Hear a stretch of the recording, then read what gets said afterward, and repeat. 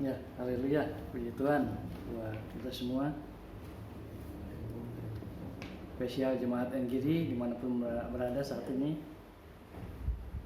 Karena situasi dan kondisi yang tidak mengizinkan, ya kita boleh beribadah di rumah, dimana ibadah di gereja-gereja sementara ini ditiadakan sesuai dengan peraturan pemerintah. Walaupun demikian tidak mengurangi berkat Tuhan untuk boleh datang dalam kehidupan kita dimanapun kita berada. Dan saat ini kita akan mencoba untuk bersama-sama mendengarkan firman Tuhan, dimana terkadang kita merasa bingung ya ketika kita mendengarkan firman Tuhan, seakan-akan kita tidak bisa mengerti, tidak bisa menangkap apa maksud firman Tuhan yang disampaikan oleh hamba-hambanya. Kadang kita memakai pikiran kita, apa firman Tuhan ini seperti ini, seakan-akan menyudutkan kita, menyudutkan kehidupan kita, menghakimi kita. Tapi sebenarnya firman Tuhan tidak seperti itu. Lukas pasal 24 ayat 45 sampai 49 berkata demikian.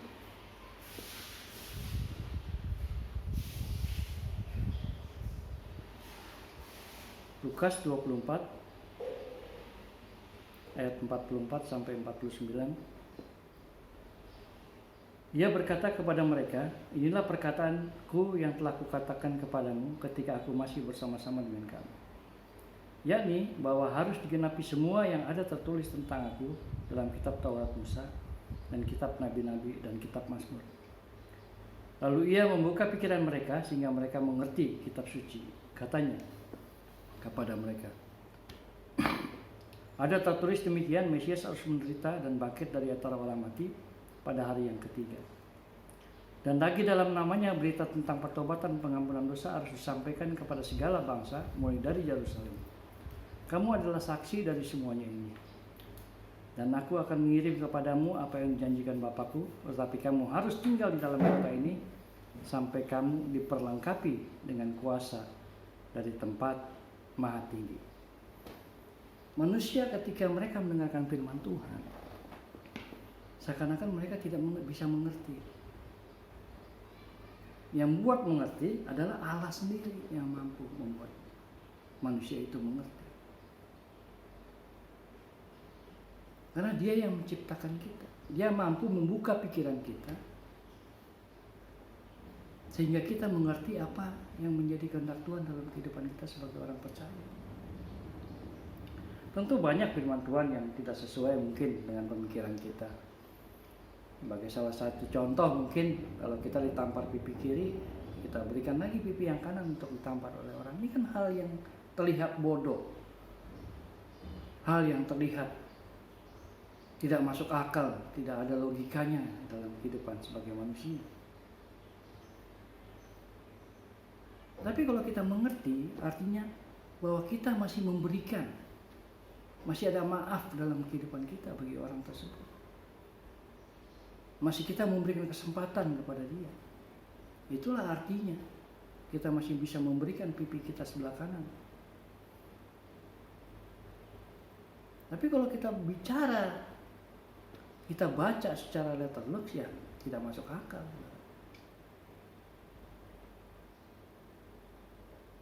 Jadi yang bisa membuat manusia mengerti tentang firman Tuhan adalah Allah sendiri. Jadi semua firman Tuhan yang sudah disampaikan dari awal Kejadian sampai kepada Perjanjian Baru, sebelum kematian Kristus, itu harus digenapi semua. Dan sampai sekarang penggenapan mengenai akhir zaman juga masih digenapi. Akan ada waktunya. Firman Tuhan berkata nanti akan tiba waktunya bahwa manusia tidak suka lagi mendengar firman Tuhan. Saat sekarang ini kita diperhadapkan, kita tidak bisa beribadah secara komunal. Kita tidak bisa beribadah berjemaat. Oleh karena kondisi dan situasi yang tidak memungkinkan.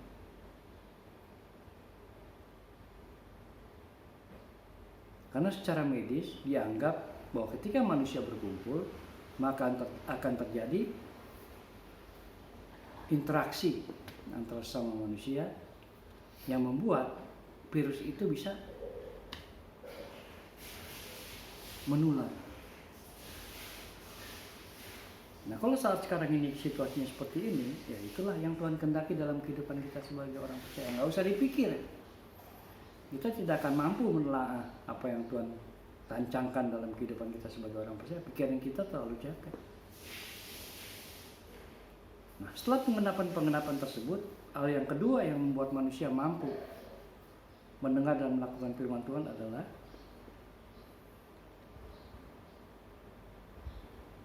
ayat 49, dan aku akan mengirim kepadamu apa yang dijanjikan Bapakku.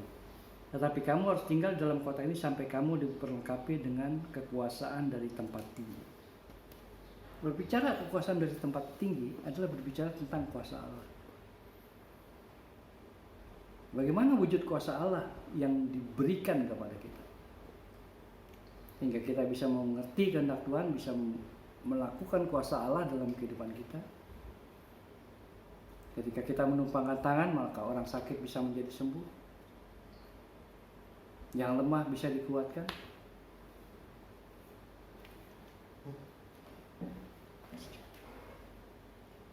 Itu cuma satu. Kuasa Maha Tinggi itu diberikan pada hari Pentakosta. Ketika murid-murid berkumpul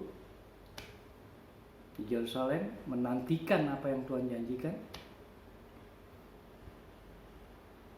yang kita kenal di GPDI adalah doa 10 hari pencurahan kuasa Roh Kudus. Setelah 40 hari Kristus naik ke surga, mereka kumpul di loteng, dan pada hari yang ke-50 turunlah kuasa Roh Kudus seperti lidah-lidah api dalam kehidupan mereka.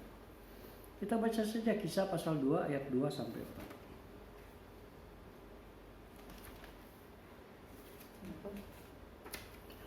4. Kisah Rasul pasal 2 ayat 2 sampai 4 berkata demikian. Tiba-tiba turunlah dari langit suatu bunyi seperti tiupan angin keras yang memenuhi seluruh rumah di mana mereka duduk. Dan tampaklah kepada mereka lidah-lidah seperti nyala api yang bertebaran dan hinggap pada mereka masing-masing. Maka penuhlah mereka dengan Roh Kudus, lalu mereka mulai berkata-kata dalam bahasa-bahasa lain, seperti yang diberikan oleh Roh itu kepada mereka untuk mengatakannya. Nah, inilah awal murid-murid menerima kuasa Tuhan. Sebab tanpa kuasa Roh Kudus, tanpa penolong yang Tuhan berikan kepada murid-murid, baik pekabaran Injil, iman, itu tidak akan bisa berjalan sesuai dengan yang Tuhan kehendaki.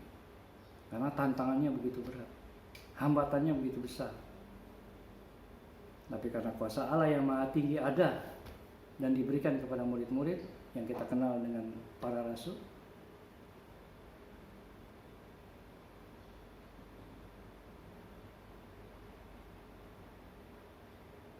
disitulah pengenalan tentang Kristus bisa tersebar ke seluruh dunia. Juga melalui rasul yang terpilih, yang dipilih langsung oleh Tuhan, Rasul Paulus. Nah, melalui Rasul Paulus lah pekabaran Injil bisa sampai ke wilayah Asia. Walaupun dia tidak menerima pencurahan kuasa Roh Kudus, tapi Allah memberikan dia kuasa langsung kepada dia.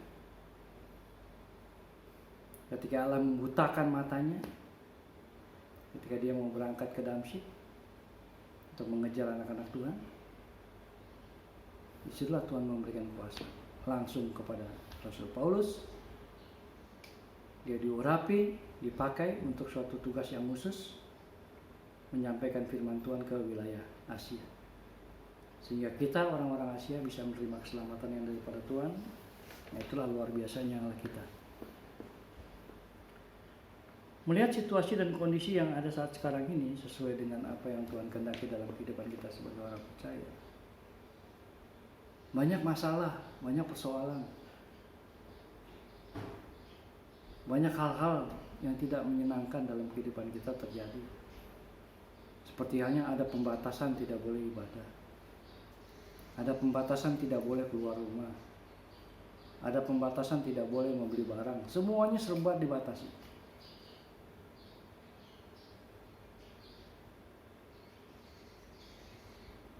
Kalau kita boleh menelaah kehidupan kita ini sudah bablas. Manusia sudah tidak mau lagi dibatasi.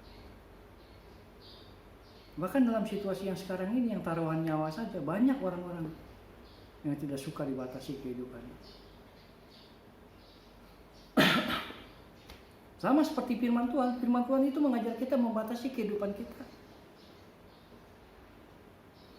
Kita sudah dimerdekakan oleh Tuhan menjadi orang yang merdeka, tapi bukan kita mempergunakan kemerdekaan kita untuk suka-suka hati, bukan seperti itu maksudnya. Ada batasan-batasan yang Tuhan berikan dalam kehidupan kita sebagai orang percaya. Tentang hal makan minum juga Tuhan mengatur. Tentang pergaulan juga Tuhan mengatur. Tentang ibadah juga Tuhan mengatur. Tapi banyak manusia yang gak suka diatur oleh firman Tuhan. Nah, hari ini kita diperhadapkan oleh peraturan pemerintah. Yang suka tidak suka kita harus taati. Kalau enggak, risikonya langsung. Manusia ditekan, dipaksa untuk hidupnya teratur.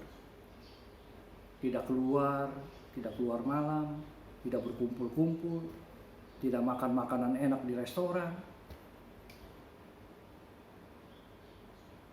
tidak melakukan hubungan sosial yang besar, introspeksi diri sendiri di rumah beserta keluarga. Banyak manusia yang tidak tahan menghadapi persoalan yang seperti ini. 1 Korintus pasal 10 ayat 13 berkata demikian. Ini ayat yang sudah menjadi makanan kita sehari-hari. Pencobaan-pencobaan yang kamu alami ialah pencobaan biasa yang tidak melebihi kekuatan manusia.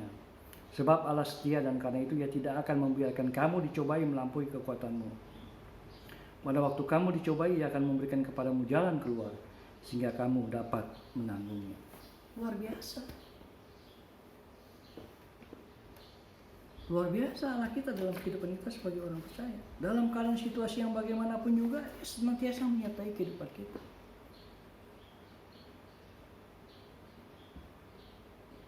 Oleh karena itu kita harus senantiasa turut kepada apa yang Tuhan katakan dalam kehidupan kita sebagai orang percaya.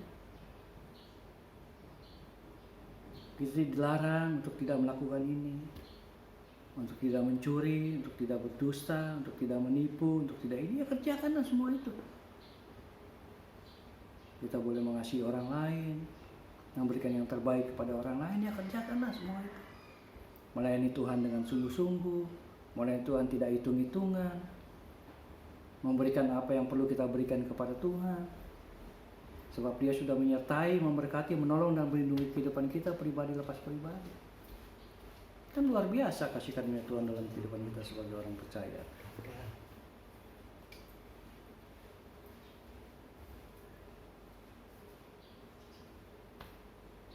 Nah, ada lagi 1 Korintus pasal 2 ayat 14 berkata demikian. 1 Korintus pasal 2 ayat 14.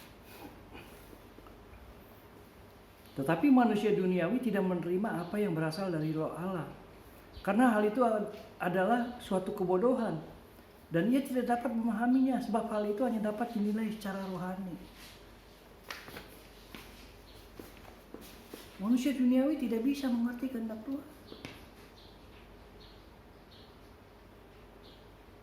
karena kehendak duniawi dengan kehendak Allah itu bertolak belakang. Sifat-sifat duniawi itu apa aja coba? Yang berbau dosa itu duniawi.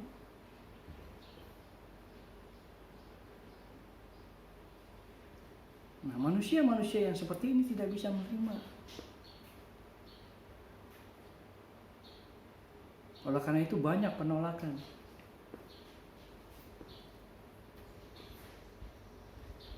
Bagi orang-orang yang tidak mau diselamatkan, mereka menolak. Begitu juga peraturan pemerintah yang dikeluarkan saat sekarang ini. Bagi orang-orang yang menolak untuk mentaati peraturan yang diberikan oleh pemerintah, mereka akan binasa, mati.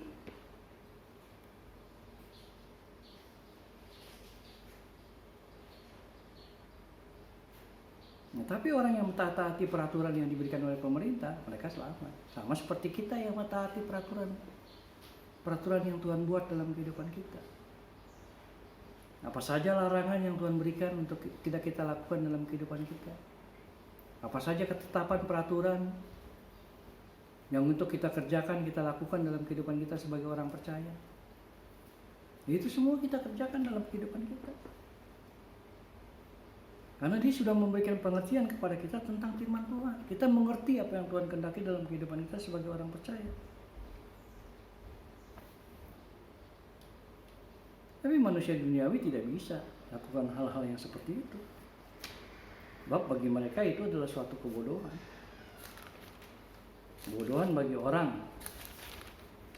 yang mau binasa.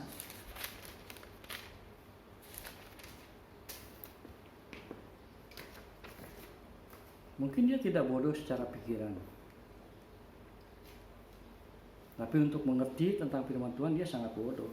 Dia tidak bisa memahami apa yang Tuhan kehendaki dalam kehidupan kita. Kisah Rasul pasal 22 ayat 26 dan 27 berkata demikian.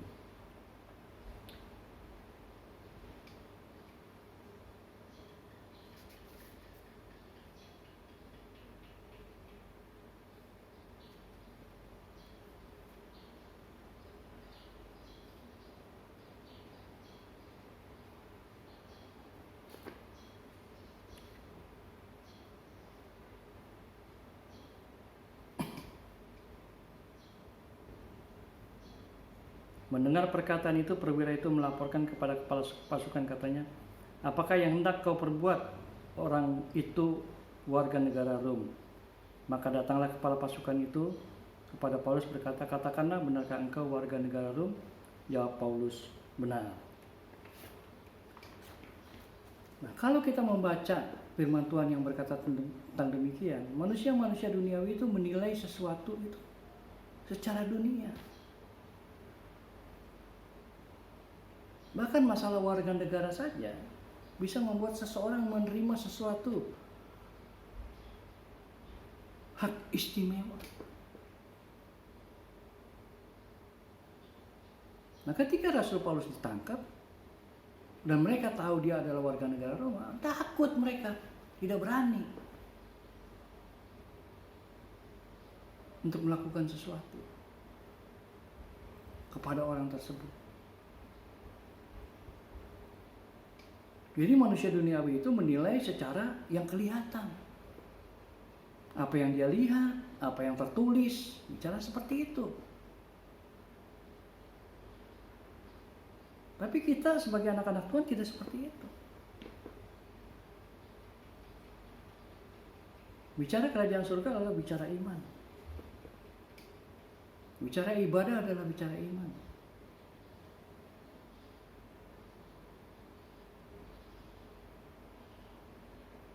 Bicara tentang Tuhan, kita berbicara tentang hubungan kita dengan Pencipta. Sangat sulit manusia memahami bahwa kita ini cuma ciptaan Tuhan. Tidak punya kuasa, tidak punya kekuatan, tidak punya hal-hal yang luar biasa tidak kita miliki dalam kehidupan kita sebagai ciptaan. Tapi pencipta kita memiliki kuasa, memiliki kekuatan, memiliki hal-hal yang luar biasa. Nah, itulah yang harus kita pahami sebagai anak-anak Tuhan.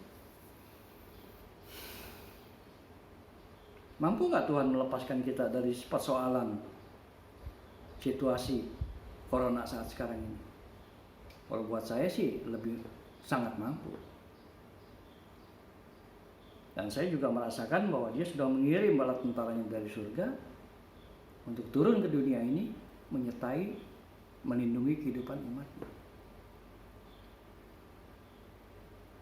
Tinggal persoalannya adalah umat yang bagaimana. umat yang berjalan di jalan kebenaran firman Tuhan, atau umat yang tersesat.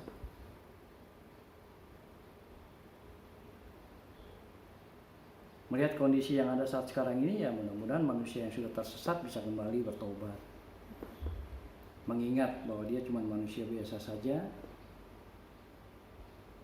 kembali mengingat kepada Tuhan, minta pengampunan kepada Tuhan, kembali pada jalan kebenaran firman Tuhan.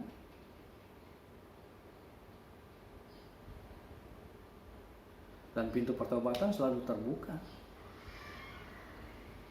karena kasihnya begitu besar dalam kehidupan kita sebagai orang percaya. Dia tidak pernah menutup pintu bagi setiap orang yang datang kepada Dia. Kapan saja Dia siap menerima kita. 1 Petrus pasal 4 ayat 7 sampai 11 berkata demikian.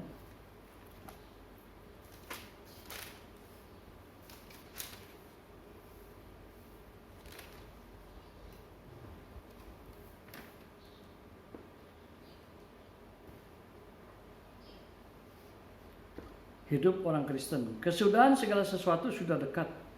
Karena itu kuasailah dirimu dan jadilah tenang supaya kamu dapat berdoa. Tetapi yang terutama kasihilah sungguh-sungguh seorang akan yang lain, sebab kasih menutupi banyak sekali dosa. Berilah tumpangan seorang akan yang lain dengan tidak bersungut-sungut. Layanilah seorang akan yang lain sesuai dengan karunia yang telah diperoleh tiap-tiap orang sebagai pengurus yang baik dari kasih karunia Allah. Jika ada yang berbicara, baiklah ia berbicara sebagai orang yang menyampaikan firman Allah.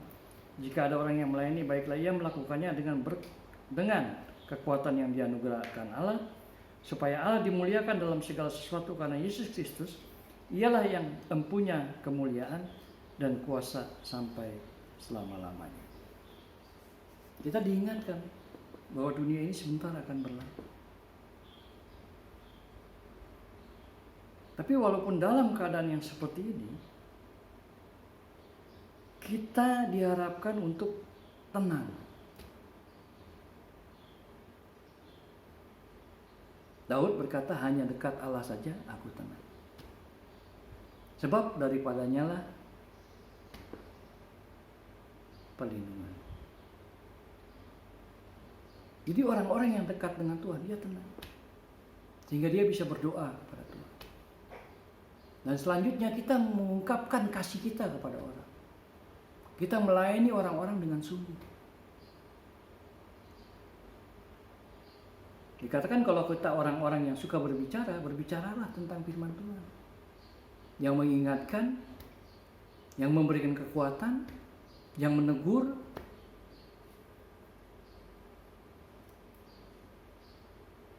yang memberikan pertimbangan kepada orang, memberikan jalan keluar kepada orang, supaya setiap firman yang ditabur menjadi berkat. Nah, kalau kita melayani, dikatakan, biarlah kita melakukannya dengan kekuatan yang dianugerahkan Allah. Apa itu kekuatan yang dianugerahkan Allah? Roh Kudus. Roh Kuduslah yang memberikan kekuatan bagi kita. Sebagai hamba, sebagai rasul, sebagai nabi. Untuk melakukan kehendak Tuhan dalam kehidupan kita. Hingga melalui hidup kita, nama Tuhan dipuji dan dimuliakan. Itulah yang Tuhan kehendaki dalam kehidupan kita. Sehingga cuman Yesus Kristuslah yang dimuliakan.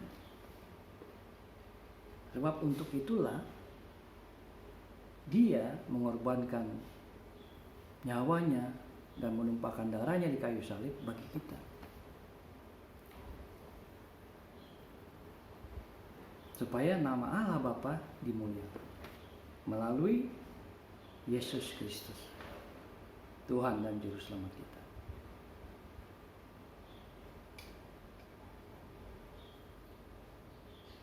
Jadi tetap berpegang kepada firman Tuhan, tetap berharap kepada Tuhan, menyerahkan segala perkara, dan tetap berdoa.